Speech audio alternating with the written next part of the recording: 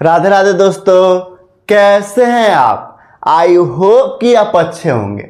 दोस्त बाबू हम लोग क्या पढ़ रहे हैं दोस्त, हम लोग जो है क्लास 12th का अकाउंट सब्जेक्ट पढ़ रहे हैं और इसके अंदर कौन सा चैप्टर कर रहे हैं, चलिए कमेंट करके आप बताइए। पिछले कई सप्ताह से हम लोग इस चैप्टर को पढ़ रहे हैं जो हम आपसे नाम पूछ रहे हैं, तो अब आपको कमेंट करना है कि हम कौन सा चैप्टर पढ़ रहे हैं।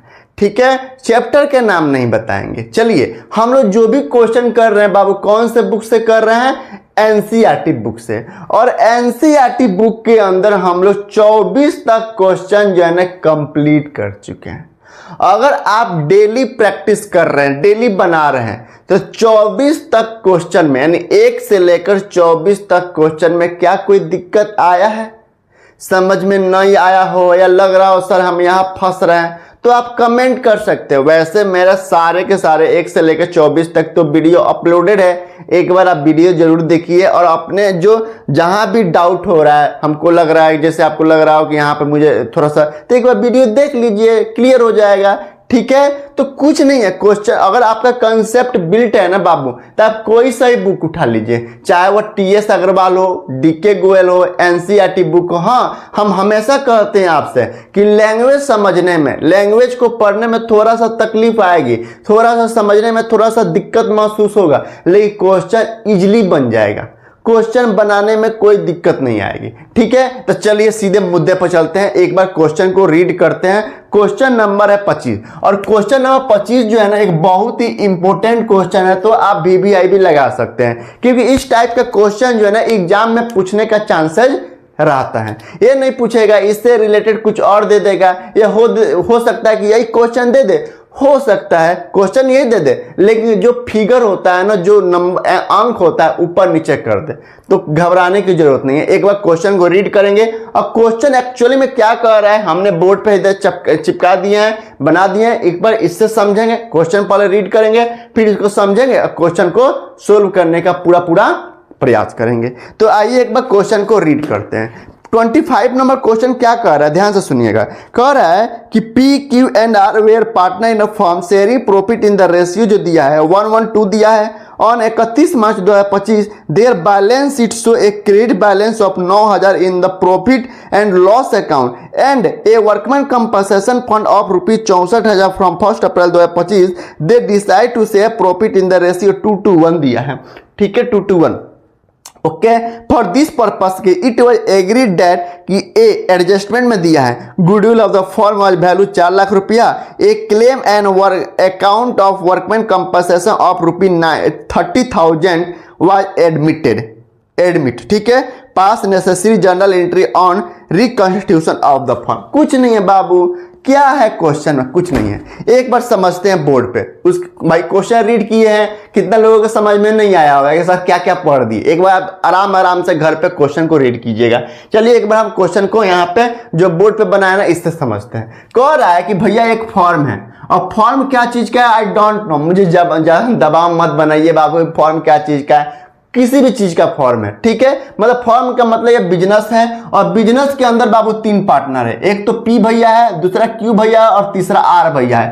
पी से पंकज ले सकते हैं, की से कुछ भी क्यामत ले सकते हैं, कुछ भी ले सकते हैं, आर से रोहन ले सकते हैं। मतलब फॉर्म के अंदर 3 मालिक है, और इनका जो पीएसआर दिया है ना बाबू 1:1:2 दिया है, यानी जिस दिन ये फॉर्म की स्थापना किए थे, बिजनेस की स्थापना किए थे, उस दिन इन्होंने फॉर्म में मतलब एक एग्रीमेंट बनाए थे, और एग्रीमेंट में लिखे थे कि फॉर्म जो भी प्रॉफिट कमाएगा ना, उस प्रॉफिट को इन तीनों पार्टनरों के बीच में 1:1:2 के रेशियो में डिस्ट्रीब्यूट करेगा। अच्छा, इनके बैलेंस शीट बना है, और बैलेंस शीट तो एक पार्टिकुलर डेट को बनाया जाता है, ईयर के एंड में एक पार्टिकुलर डेट को बनाते हैं, जो ये बताता है मतलब बिजनेस की मतलब स्टेटस बताता है। ठीक है, तो बैलेंस शीट में दिया है profit and loss credit balance दिया है 9,000 रुपया। इसका मतलब फर्म को प्रॉफिट हुआ है भाई, profit and loss liability side में, इसका मतलब फर्म को प्रॉफिट हुआ है, उसके लिए लायबिलिटी और पार्टनर को देगा।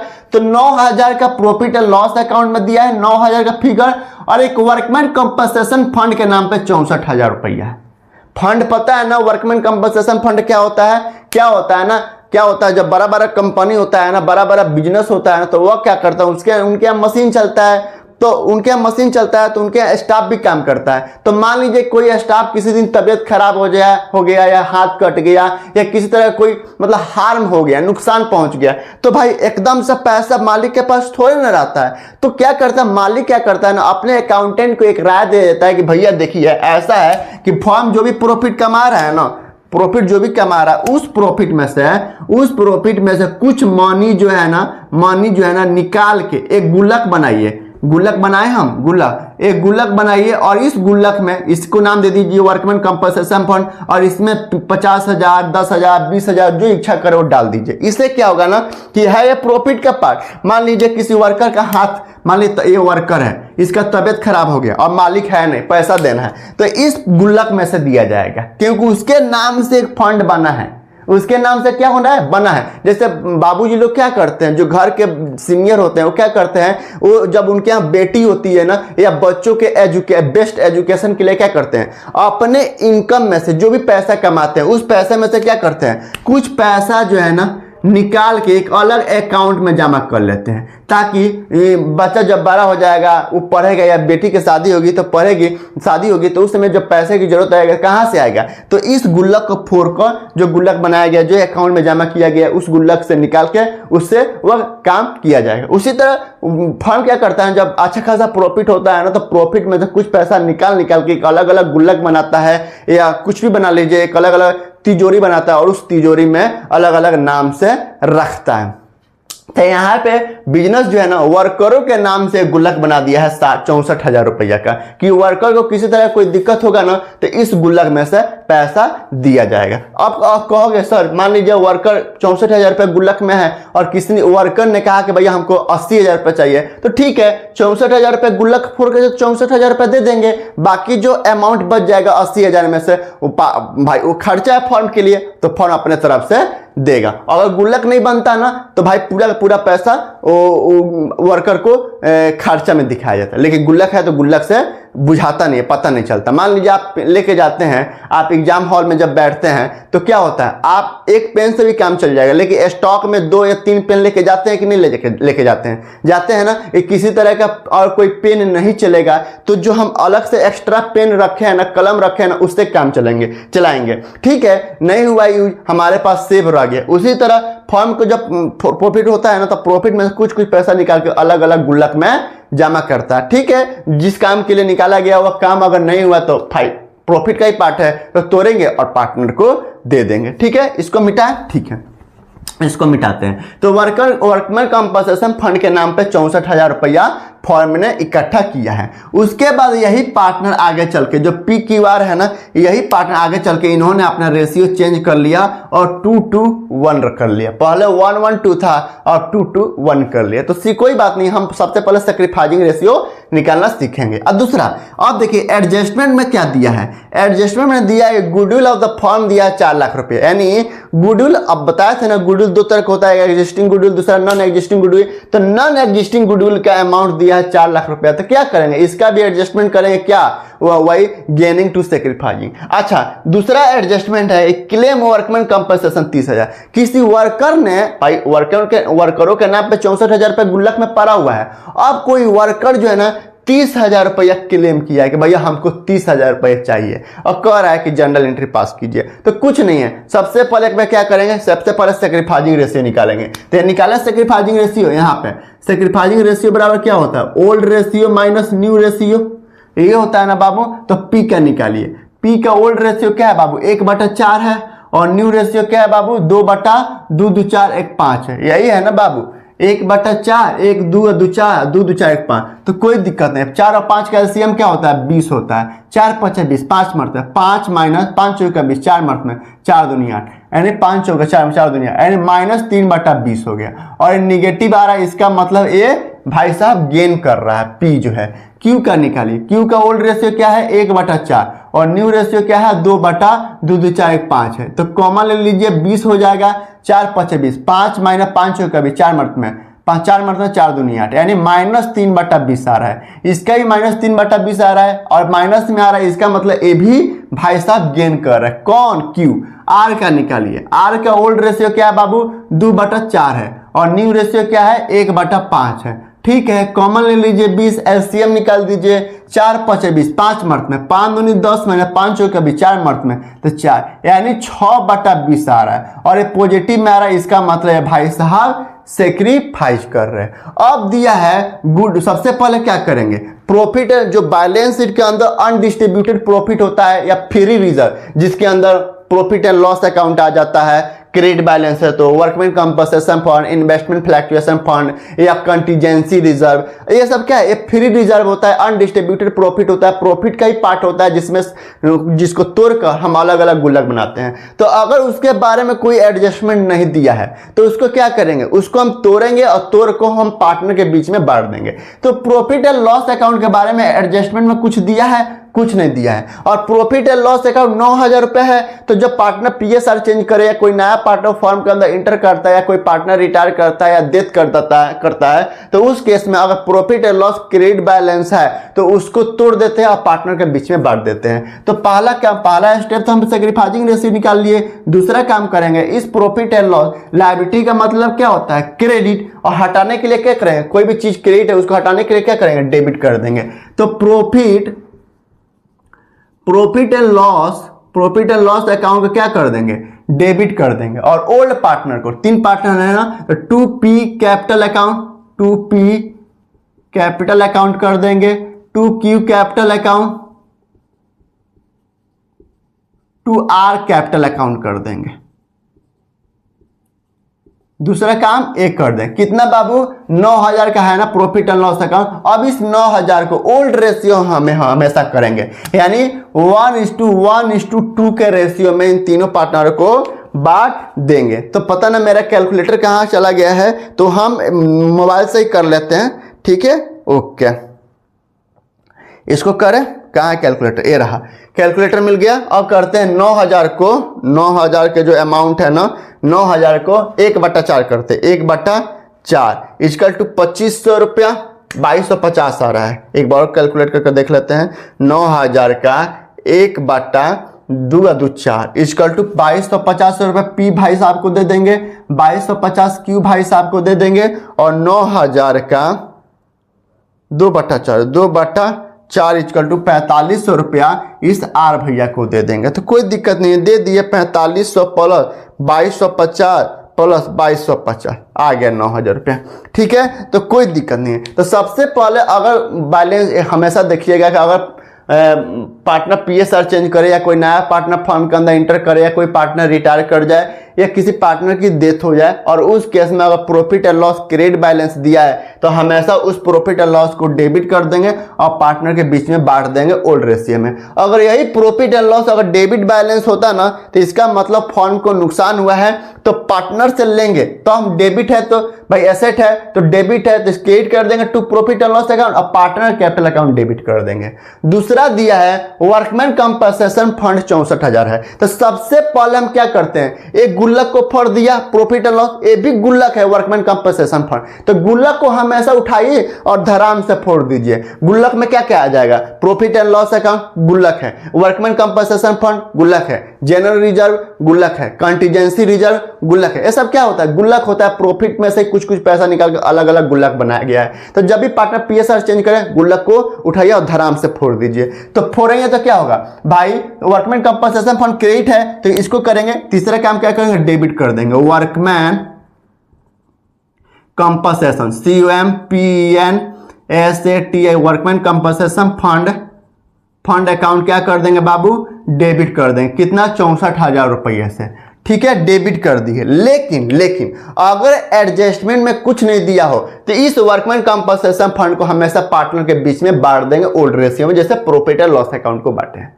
लेकिन दिया है, किसी वर्कर ने क्लेम किया 30,000 रुपया, तो क्लेम किया है तो हम क्या करेंगे भाई, अभी किसी वर्कर ने आया कहा कि भाई हमको 30,000 रुपया चाहिए, मेरा हाथ कट गया या बुखार हो गया है, मेरा तबियत खराब है, तो क्लेम कर रहा है, तो फर्म के ऊपर एक लायबिलिटी बढ़ रहा है। अभी पे नहीं करेगा भाई, पहले जांच पड़ताल करेगा कि भाई वास्तव में इसका तबियत खराब है, इसका हाथ कटा है कि नहीं कटा है, तब ना पैसा देगा।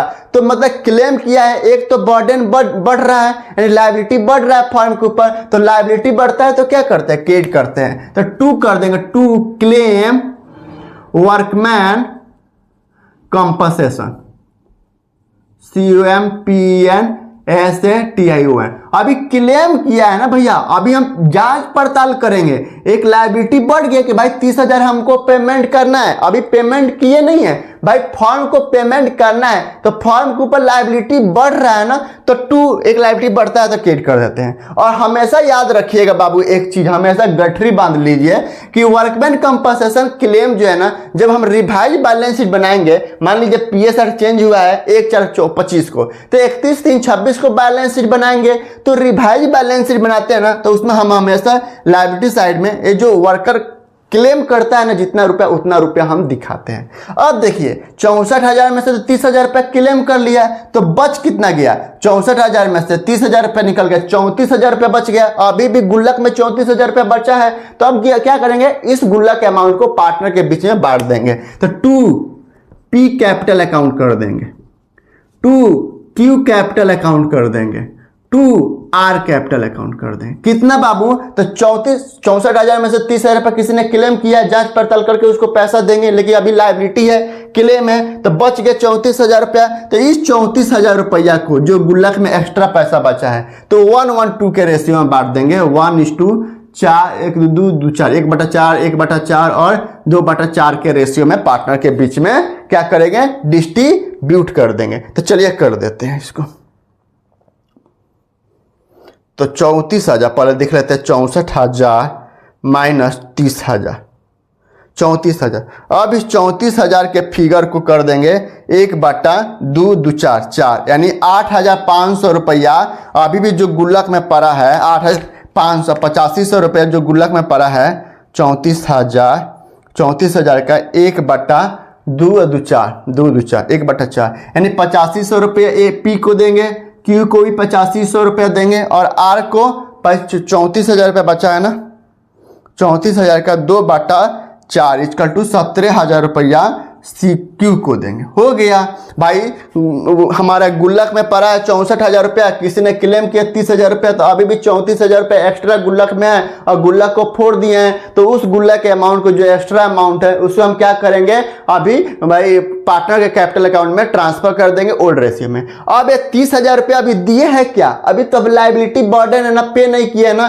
तो इसे हम रिवाइज बैलेंस शीट में 30,000 रुपया दिखाएंगे कि फॉर्म के ऊपर एक लायबिलिटी बढ़ रहा है। अब तीसरा भाई ये भी हो गया, भाई प्रॉफिट एंड लॉस अकाउंट को बांट दिया, वर्कमैन कंपनसेशन फंड के एडजस्टमेंट कर दिए, सब काम कर दिए। अब एक गुल्लक एक और एडजस्टमेंट दिया है कि गुडविल ऑफ द फॉर्म दिया है 4 लाख रुपया।